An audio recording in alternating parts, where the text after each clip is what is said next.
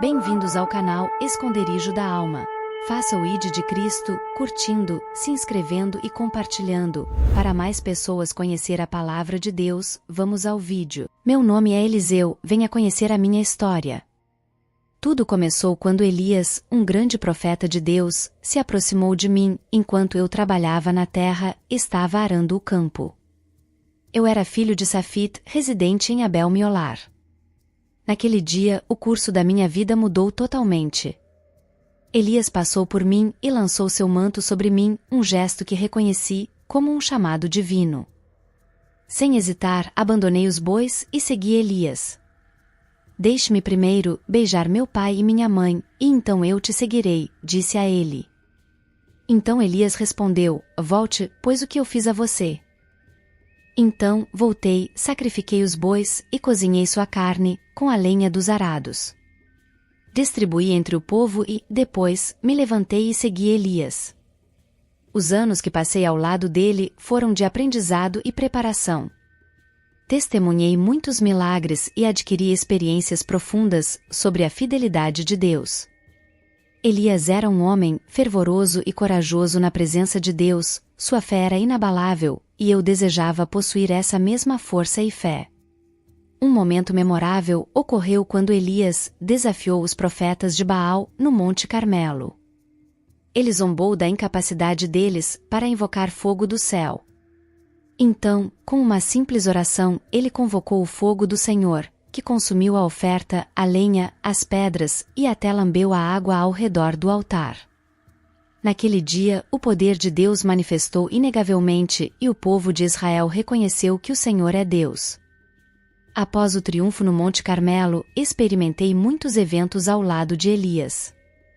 Cada momento com ele era uma lição sobre a natureza de Deus e seu poder. No entanto, entre todos os dias passados com Elias, o mais extraordinário foi o dia de sua partida. Ele sabia que seu tempo havia chegado. Ele me pediu para ficar em Betel, mas eu senti a gravidade do momento e insisti, pela vida do Senhor e pela sua alma, eu não o deixarei. Então, fomos juntos para Bet-Sean. Lá, os filhos dos profetas me alertaram sobre o que aconteceria com meu mestre. Eu já estava ciente e pedi que ficassem em silêncio. Mais uma vez, Elias me instou a ficar, enquanto ele seguia para Jericó. No entanto, reiterei minha determinação, pela vida do Senhor e pela sua alma, eu não o deixarei. Mais uma vez, os filhos dos profetas me advertiram e mais uma vez pedi que ficassem em silêncio. Finalmente, chegamos ao Jordão. Eliseu pegou seu manto, golpeou a água e as águas se separaram. Nós atravessamos em terra seca enquanto caminhávamos. Elias me perguntou o que eu queria que ele fizesse por mim antes de ser levado. Eu pedi uma porção dobrada de seu espírito, um pedido desafiador, mas ele respondeu, você pediu uma coisa difícil. No entanto, se você me vir sendo tirado de você, será concedido a você, senão, não será assim. Enquanto ainda estávamos conversando, um carro de fogo, com cavalos de fogo, apareceu subitamente, nos separando. Elias ascendeu ao céu, cercado por um redemoinho. Eu testemunhei isso e gritei, meu pai, o carro de Israel e seus cavaleiros. Depois disso, nunca mais o vi. Em resposta aos eventos que se desenrolavam, peguei minhas próprias roupas e as rasguei em duas partes. Envolveu-me uma contemplação profunda sobre esses eventos extraordinários. Refleti sobre o caminho que se abria diante de mim. A profundidade da responsabilidade que eu carregava tornou-se aparente. Era um fardo, mas também um imenso privilégio. O manto de Elias, agora repousando sobre meus ombros, transcendeu o simbolismo. Serviu como um lembrete perpétuo do chamado para servir a Deus e ao seu povo de todo o coração, refletindo sobre as palavras de Elias e os prodígios que ele tinha realizado. Cada um não era apenas uma demonstração de poder, mas uma lição sobre a natureza e o caráter de Deus. Encontrei-me incumbido de continuar essa jornada. Eu também deveria me tornar um canal através do qual o amor, a justiça e o poder de Deus pudessem fluir. reconhecer que eu não estava sozinho nesta jornada trouxe-me consolo. O Deus que sustentou Elias estaria também comigo. O mesmo Deus que respondeu a Elias no Monte Carmelo, que separara as águas do Jordão e realizará inúmeros feitos extraordinários, estaria ao meu lado. Coloquei minha confiança na certeza de que, em cada desafio que eu enfrentasse, sua sabedoria e força me guiariam. Ao mesmo tempo, reconheci minha própria humanidade. Como qualquer outro, abrigava dúvidas e medos. No entanto, a verdadeira força residia em reconhecer nossa dependência de Deus. A fé não significava a ausência de dúvidas, mas a coragem de avançar, confiando que Deus caminharia comigo, dirigindo cada passo, assim como havia feito com Elias. Enquanto eu viajava pelas terras de Israel, carregando o legado de Elias e refletindo sobre a missão que me foi confiada por Deus, essas verdades eram uma meditação constante. Cada dia apresentava uma nova oportunidade de aprendizado, crescimento e serviço. Em cada ato de serviço, eu testemunhava a mão de Deus, não apenas em minha vida, mas também na vida de todo o povo de Israel. A jornada não seria fácil, mas seria cheia de propósito e significado. Guiado pela mão do Deus que chama, capacita e utiliza seus servos para a glória e o bem-estar de seu povo, levantando o manto caído de Elias, virei e fiquei à beira do Jordão com o manto de Elias. Ao empunhar o manto, golpeei as águas e exclamei: Onde está o Senhor, o Deus de Elias? As águas se abriram, criando um caminho de cada lado, e eu atravessei. Os filhos dos profetas, em Jericó, testemunharam esse espetáculo e declararam: O espírito de Elias repousa sobre Eliseu. Ao se aproximarem de mim, eles se curvaram em reverência. Agora, como portadora do manto de Elias, eu estava a começar um novo capítulo em minha vida. Meu primeiro ato como profeta se desenrolou quando os homens de Jericó se aproximaram de mim, lamentando a água contaminada da cidade. Em resposta, ordenei: tragam-me uma nova tigela e encham-na de sal. Eles obedeceram, trazendo uma nova tigela e enchendo-a de sal.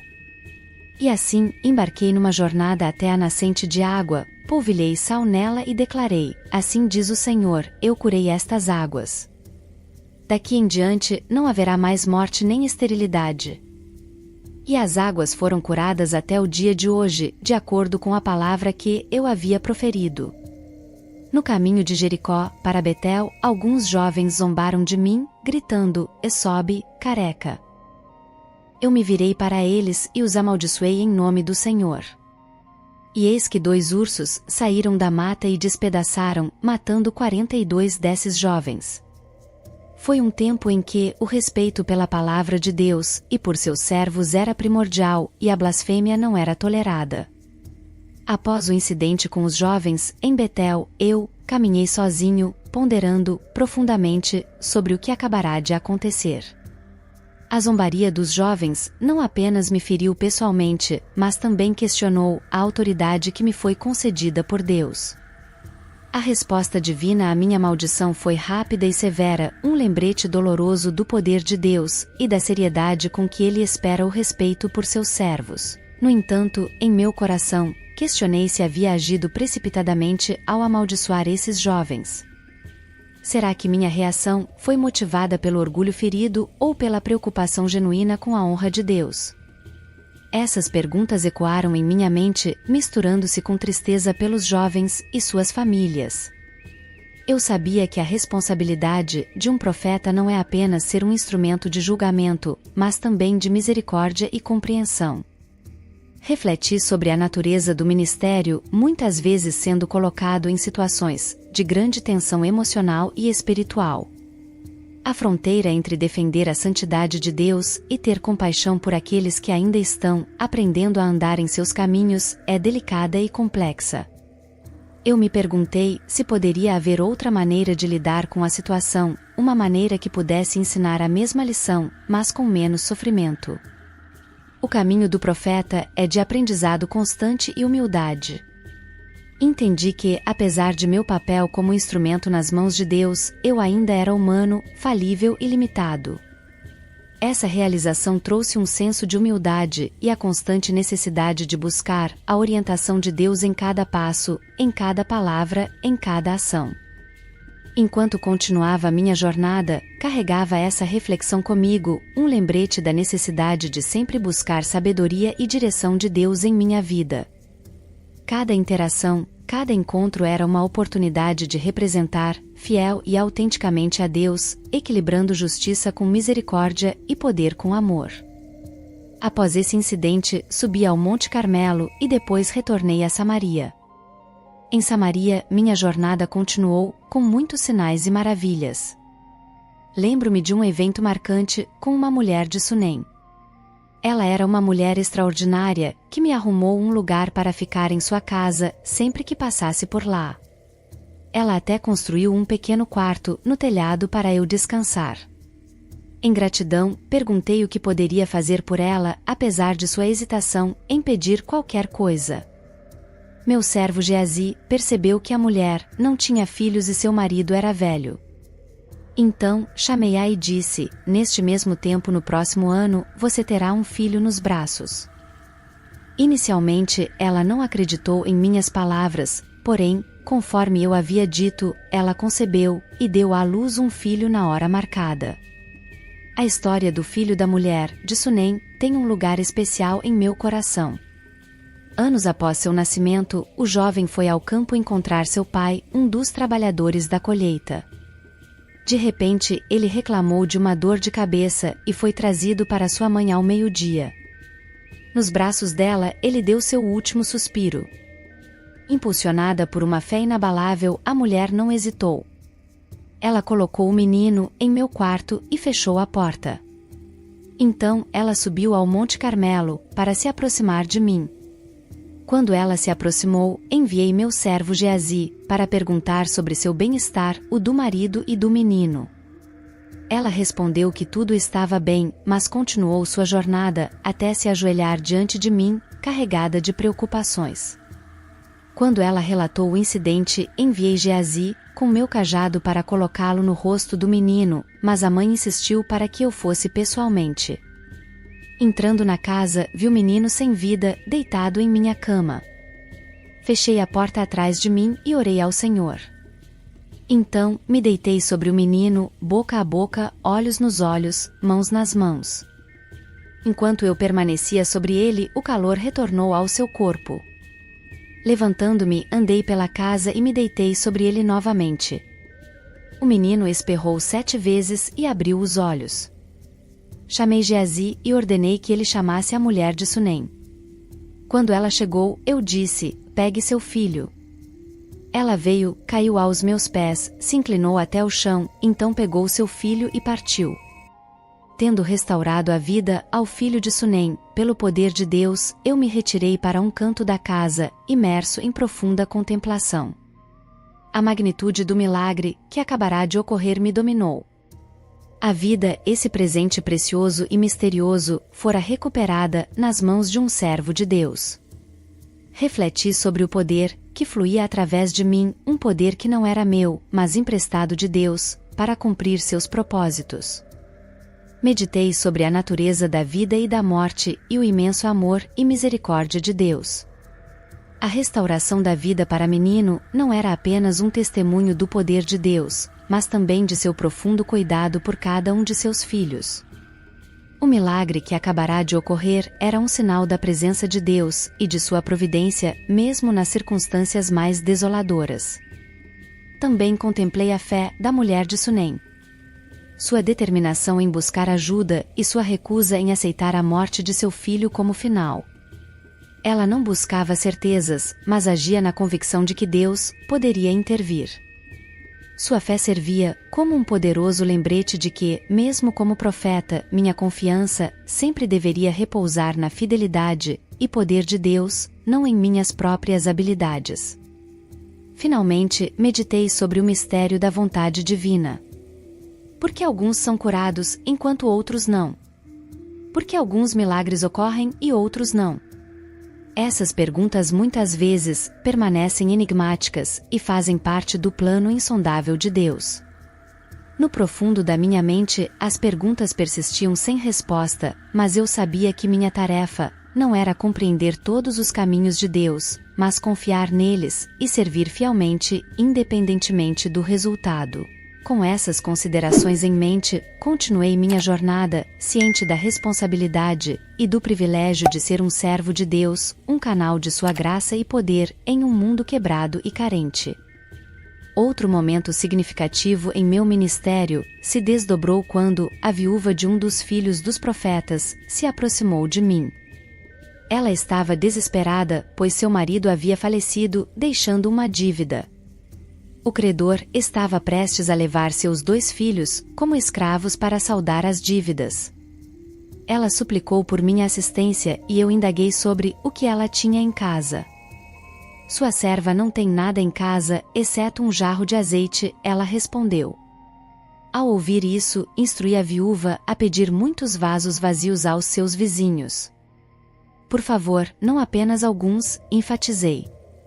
Quando ela trouxe os vasos, disse-lhe para fechar a porta atrás dela e de seus filhos e derramar o azeite nos vasos.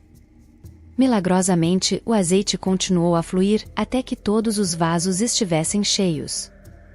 Quando ela me informou que todos os vasos estavam cheios e o azeite havia cessado de fluir, instruí a vender o azeite e pagar sua dívida, e ela e seus filhos viveriam do restante. À medida que a viúva partia com seus vasos cheios de azeite, um profundo senso de reflexão me envolveu. Contemplei como Deus havia providenciado, de forma notável, para essa mulher e seus filhos. O milagre do azeite não era apenas uma demonstração do poder divino, mas também uma lição sobre fé, providência e a importância de agir de acordo com a orientação divina. Refleti sobre as palavras que havia dito à viúva, por favor, não apenas alguns vasos. Essas palavras falavam de uma expectativa de abundância, uma crença na generosidade de Deus. Elas serviam como um lembrete, para mim e para todos que ouviriam essa história: quando Deus age, Ele o faz em medida completa e plena. Deus não está limitado pelas nossas noções de possibilidade, Ele é o Deus da abundância. O ato de fechar a porta, enquanto o milagre se desenrolava, também me levou à contemplação. Era um gesto simbólico, que indicava que certas obras de Deus deveriam ser experimentadas em intimidade, longe de olhares céticos e incredulidade. Era uma lição sobre o valor do silêncio e da confiança em Deus, mesmo quando outros podem não ver ou entender o que Ele está fazendo. Esses episódios durante minha jornada como profeta me ensinaram muitas lições valiosas. Refleti sobre a responsabilidade que vem com o recebimento de um milagre. A viúva não apenas recebeu o azeite, mas também recebeu instruções sobre o que fazer em seguida. Isso me lembrou que os milagres de Deus não são apenas destinados a nos resgatar de situações difíceis, mas também a nos guiar sobre como viver e prosperar após a intervenção divina. Deus se preocupa não apenas com nossas necessidades imediatas, mas também com os caminhos que trilhamos após nossas orações serem respondidas. Durante minha jornada, maravilhei-me com a maneira como Deus escolheu usar seus servos. Considerei-me apenas um canal, um recipiente através do qual Deus estendia sua mão para ajudar uma viúva desesperada. Esse ato aprofundou em mim um sentido de humildade e gratidão por ser usado por Deus, para abençoar outros, um lembrete constante de que todo o poder e todo o dom bom vem dele. Lembro-me de um tempo de fome em Gilgal, quando me encontrei com os filhos dos profetas. Enquanto estávamos lá, instruí meu servo a preparar uma sopa para eles, em uma grande panela. Um deles foi ao campo colher ervas e encontrou uma videira selvagem, da qual colheu abóboras selvagens.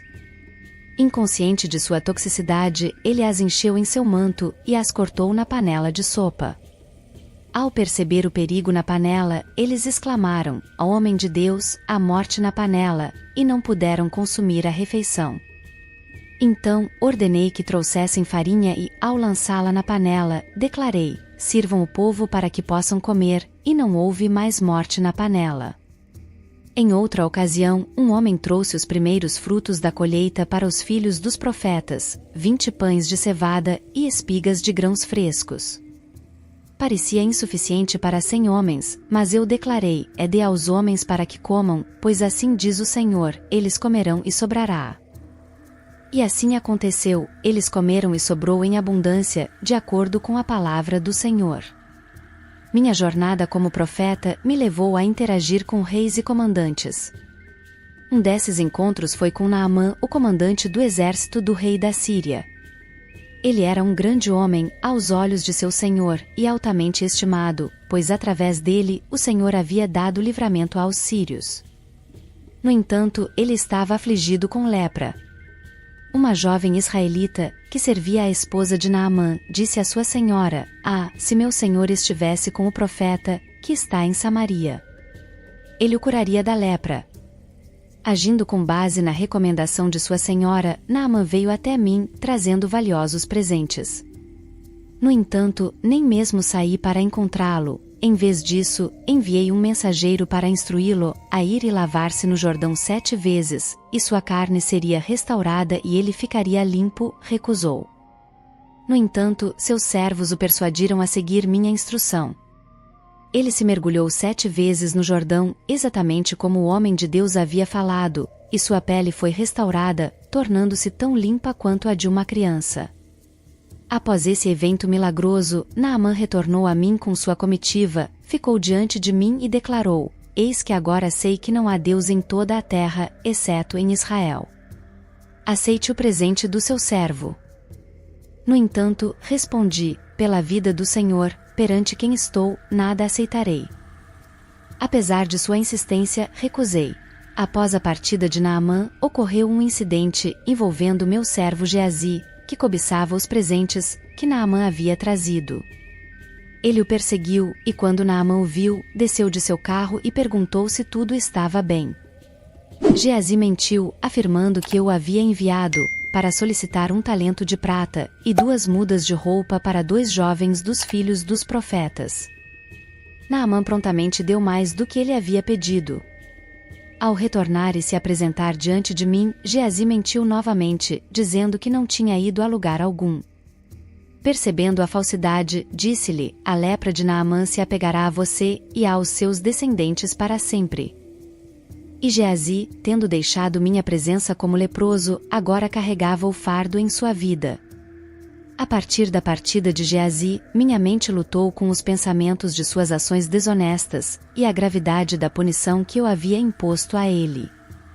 Minha posição como profeta de Deus me conferia grande autoridade e poder, entrelaçados com uma enorme responsabilidade. O episódio com Geazi serviu como um lembrete das consequências da corrupção e da ganância, enfatizando a importância primordial da integridade no serviço a Deus. Contemplando a dinâmica entre um líder e seus discípulos, ponderei sobre as ações de Geazi. Ele havia estado ao meu lado durante eventos cruciais, testemunhando inúmeros milagres, mas sucumbiu ao atrativo do ganho material. Isso me levou a questionar se, em meu ensino ou exemplo como líder espiritual, havia falhado em algum aspecto. O comportamento de Geazi espelhava meu próprio ministério.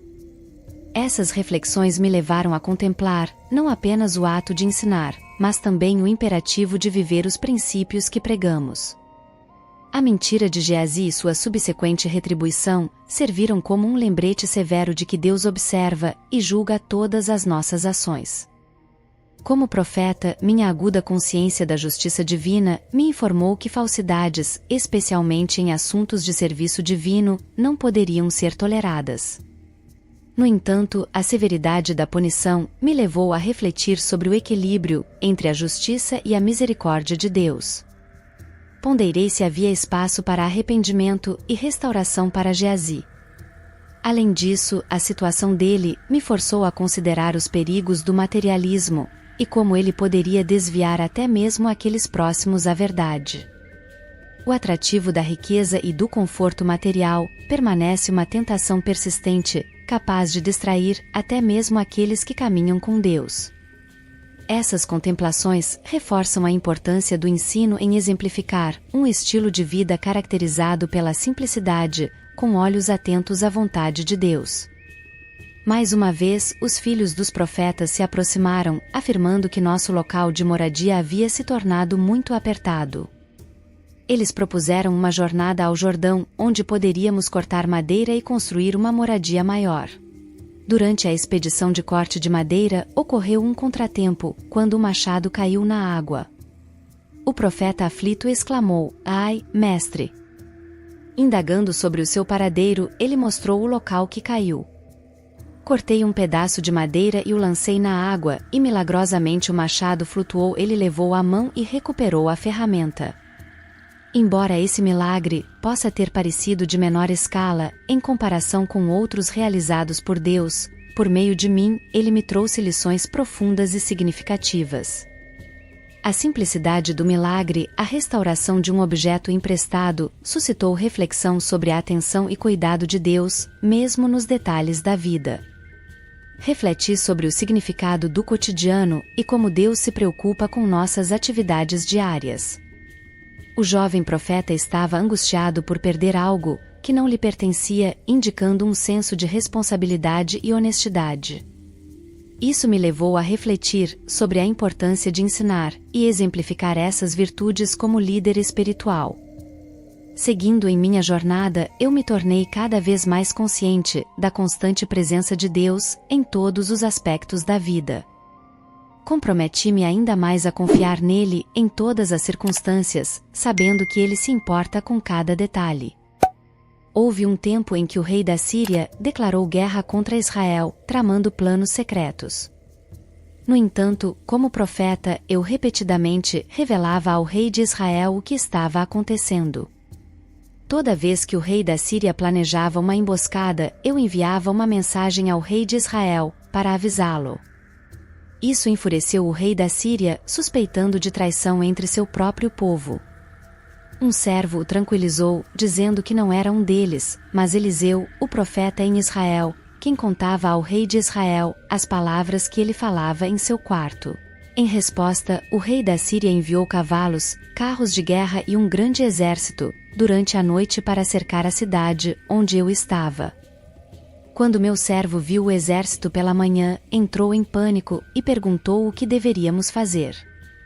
Eu respondi: "Não tenha medo, pois os que estão conosco são mais do que os que estão com eles." Então, orei ao Senhor e disse: "Senhor, abre os olhos dele para que ele veja." O Senhor abriu os olhos do meu servo, e ele viu que o monte estava cheio de carros de fogo e cavalos ao redor de mim. Os sírios desceram contra mim, e eu orei: "Senhor, fere este povo de cegueira." O Senhor respondeu minha oração, e os sírios ficaram cegos, como eu havia solicitado. Eu disse a eles: "Este não é o caminho, esta não é a cidade. Sigam-me, e eu os levarei ao homem que vocês procuram." Eu os conduzi a Samaria, e quando abriram os olhos, viram que estavam no meio de Samaria.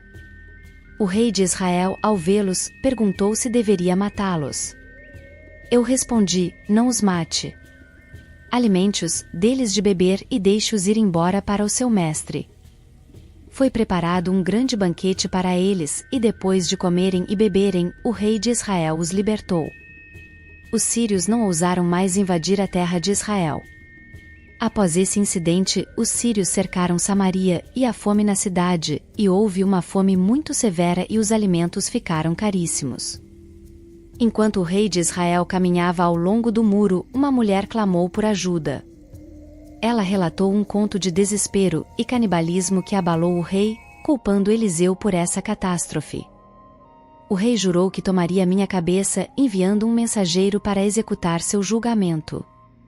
Eu disse aos anciãos que estavam comigo: "Vejam como o filho de Acabe envia um homem para cortar minha cabeça."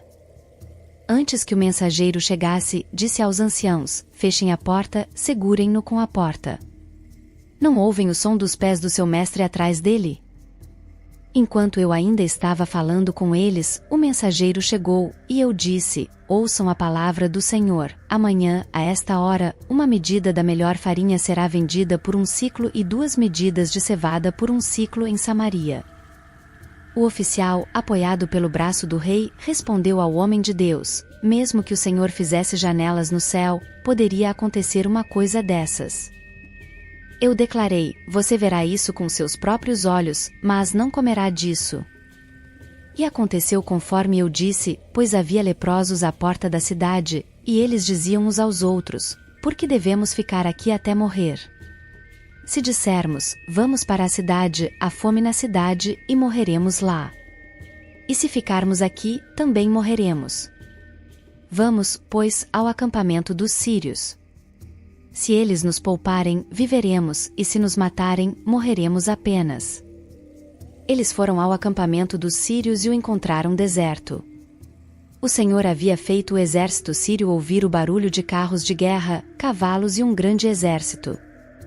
As portas da cidade se abriram e a notícia foi proclamada na casa do rei.